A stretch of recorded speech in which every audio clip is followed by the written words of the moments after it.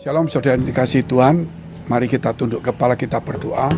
Kami berdoa untuk setiap saudara kami, teman kami saat ini, hari ini, supaya apa yang mereka lakukan Tuhan memberkati, Tuhan menyertai, lindungi dan jaga mereka, baik dari bencana, sakit, penyakit, kuasa kegelapan dan orang-orang jahat. Kami percaya kuasa-Mu Tuhan tetap nyata dalam kehidupan kami. Engkau melindungi keluarga kami masing-masing. Di dalam nama Tuhan Yesus, dalam pergumulan masalah, Tuhan memberikan hikmat dan kekuatan. Hati kami dibuka untuk mendengarkan firman Tuhan. Firman-Mu menuntun kami di jalan kami menuju ke depan. Di dalam nama Tuhan Yesus, haleluya, amin. Ada satu firman Tuhan mengajarkan kepada kita, Matius 5 ayat 44. Tetapi aku berkata kepadamu, kasihilah musuhmu dan berdoalah bagi mereka yang menganiaya kamu.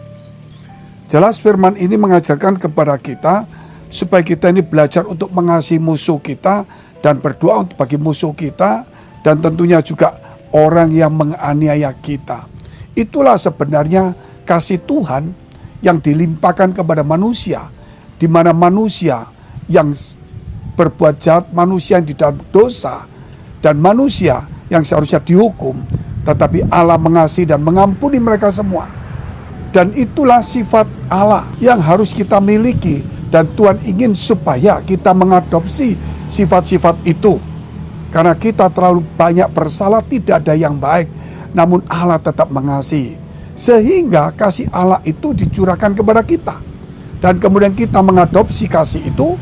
Dan Tuhan mengajarkan supaya mengimpartasikan kasih Allah yang telah kita dapat kepada orang di sekitar kita. Bukan hanya kepada orang yang berbuat baik kepada kita, tetapi juga mereka yang memusuhi kita tanpa sebab. Sebab itu saudara, kenapa kita harus mengasihi mereka, mendoakan mereka yang jahat? Selain alasan kita mengimpartasikan kasih Allah, yang kedua adalah kita berusaha untuk melepaskan mereka dari jerat si jahat. Ketika kita mengampuni mereka, mengasihi mereka, saya yakin jerat si jahat yang membuat mereka menjadi jahat itu pelan-pelan akan dilepaskan. Sehingga mereka menjadi orang-orang yang bisa mengimpartasikan kasih Allah. Sehingga mereka menjadi anak-anak Allah yang punya kasih dan dia bisa melihat kebenaran dan melihat terang Yesus yang sesungguhnya di dalam kehidupan kita dan mereka untuk orang-orang yang lain. Itu alasan yang kedua. Kalau mereka tidak dilepaskan dari jahat, mereka dimusuhi, maka mereka akan semakin jahat, dan kemudian kejahatan akan semakin meningkat. Bukankah Tuhan ingin supaya seluruh manusia, seluruh dunia, umat Tuhan itu menjadi murid-murid Tuhan? Artinya belajar tentang ajaran dan kasih Tuhan dalam kehidupan kita. Juga diimpartasikan kepada keluarga kita, kepada teman-teman, terutama teman-teman seiman dan yang ada di gereja. Kalau di gereja saja kita bersaing, iri, tidak mau kalah, tidak mau menundukkan diri, kita kecewa, sakit hati, saudara. Nah, itu berarti bagaimana kita dengan orang lain. Di rumah Tuhan pun, rumah kasih, rumah doa, rumah suci, kita masih jahat, apalagi di luar. Nah, kita harus memulai di rumah Tuhan itu belajar firman Tuhan, belajar mengimpartasikan kasih itu kepada teman seiman kita di gereja kita, supaya terang Kristus itu ada. Saudara, kalau di gereja saudara kita tidak melakukan seperti itu, bagaimana ajaran Yesus nyata-nyata yang diajarkan di gereja? Maka Yesus juga pernah mengambil cambuk, membongkar, bangkirkan tempat-tempat penjualan di gereja. Nah, mungkin kita tidak berjualan secara jasmani, yaitu kita menukar uang, pinjam meminjam, tipu menipu, dagang berdagang, motivasi yang tidak baik itu kita tidak ada. Tetapi mungkin kita berdagang dalam arti berdagang soal kejahatan. Kita coba menukarkan kejahatan kita kepada orang lain. Ketika orang lain mulai tidak terima, maka dia berbuat jahat, maka gereja bukan lagi tempat kasih Allah, tapi menjadi tempat dunia. Mari saudara kita perbaiki gereja itu, terutama yaitu hidup kita, yaitu gereja Tuhan. Ada orang yang berkata begini, ini aku kan gereja Tuhan hidupku, jadi aku tidak perlu ke gereja. Kalau dia tidak perlu ke gereja, dia tidak pernah bisa mengimpartasikan kasih itu kepada sesamanya, kepada teman seimannya, tidak akan pernah bisa menjadi teladan. Nah, coba kita lihat dalam kitab Efesus pasal 2 ayat 10. Itu dikatakan karena kita buatan Allah, diciptakan dalam Kristus Yesus untuk melakukan pekerjaan baik yang telah direncanakan Allah sebelum dunia ini dijadikan. Sebelum kita ada, Tuhan sudah merencanakan bahwa kita dijadikan dalam Kristus Yesus. Artinya kita harus mengadopsi Yesus. Kita harus belajar, berfokus meneladani Yesus Kristus.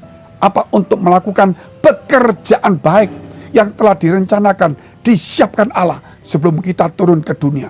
Jadi perbuatan baik, saudara, kita harus impartasikan. Sehingga kalau kita melihat hal yang ketiga, selain kita mengadopsi kasih Allah, selain kita atau mengimpartasikan kasih Allah, yang kedua kita mengurangi kejahatan supaya mereka dilepaskan dari kejahatan. Dan yang ketiga, supaya saudara, yaitu kejahatan itu semakin berkurang dan diri kita tidak menjadi tempat sarangnya untuk menyebarkan kejahatan. Contohnya, kalau kita difitnah, kita marah, terus kita kemudian tidak terima, kita menceritakan orang lain, maka terjadilah dua kubu, bukan satu lawan satu, tapi kelompok lawan kelompok. Bukankah kita menjadi sumber juga? Oleh sebab itu sumber kebaikan harus dinyatakan, bukan menjadi sumber yaitu untuk menerima atau menyebarkan gosip, fitnah, perkelahian, percekcokan, iri hati, sakit hati, kecewa. Ketika kita ditegur, kita sakit hati, kita ceritakan ke teman-teman kita, akhirnya teman-teman kita mulai menyerang, entah itu pemimpinnya, entah orang yang lain. Ini tidak baik, saudara. Seandainya kita diperlakukan tidak adil, maka kita harus menyimpannya, dan kita harus mengeluarkan sumber kebaikan itu. Karena di dalam hidup kita tidak ada dua sumber, yaitu sumber yang buruk dan sumber yang jahat, atau sumber air tawar dan sumber air asin, sebagaimana Tuhan katakan. Tapi kita harus sumber kebaikan, sumber kasih, karena Tuhan telah mengimpartasikan kasih dalam hidup kita, sehingga apapun yang masuk kita harus kembalikan, yaitu hal yang baik. Mulai hari ini, apapun yang saudara hadapin, saudara diperlakukan tidak adil, tidak baik, apapun juga, tetap jangan disebarkan, dan sebarkan hal yang baik.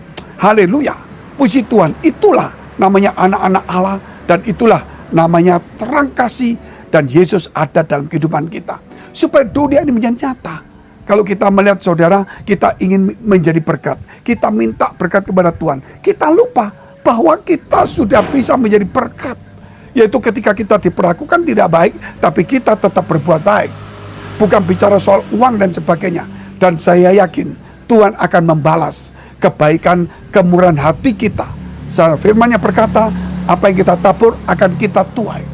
Berbagai orang murah hati, karena dia akan dapat kemurahan. Haleluya. Jika saudara dalam pergumulan masalah keuangan, rumah tangga, karir, studi, maupun perjodohan masa depan, apapun juga, dekapkan kedua tanganmu di dadamu. Jika engkau sakit, tumpangkan tangan bagian sakit. Karena firman Allah berkata, saudara, bahwa imanmu telah menyelamatkan engkau. Jadi jangan mengandalkan orang lain. Di dalam diri kita ada sumber kuasa, sumber mujizat, sumber kasih. Mari tumpangkan tanganmu dan dekapkan kedua tanganmu di dadamu. Di dalam nama Tuhan Yesus, jadilah sembuh. Dan biar engkau diberkati, dipakai Tuhan, pintu-pintu dibukakan dan dipulihkan. Dalam nama Tuhan Yesus. Haleluya. Amin. Jika saudara masih membutuhkan pelayanan doa dan konseling, silakan hubungi nomor tertera di bawah ini.